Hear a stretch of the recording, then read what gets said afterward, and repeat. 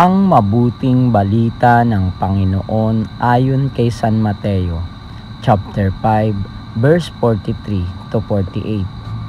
Noong panahong iyon, sinabi ni Jesus sa kanyang mga alagad, "Narinig na ninyong sinabi, ibigin mo ang iyong kaibigan at kapuutan mo ang iyong kaaway.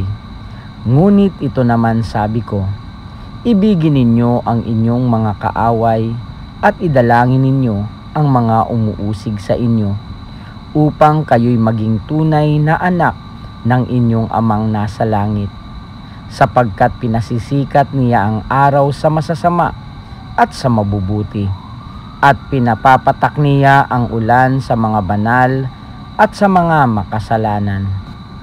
Kung ang mga umiibig sa inyo ang siya lamang ninyong iibigin, ano pang gantimpala ang inyong hihintayin? Hindi ba't ginagawa rin ito ng mga publikano?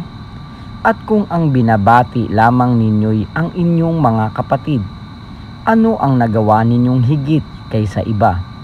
Ginagawa rin iyon ng mga hintil. Kaya dapat kayong maging ganap, gaya ng inyong amang nasa langit." Ang mabuting balita ng Panginoon. Pinupuri ka namin, Panginoong Hesukristo.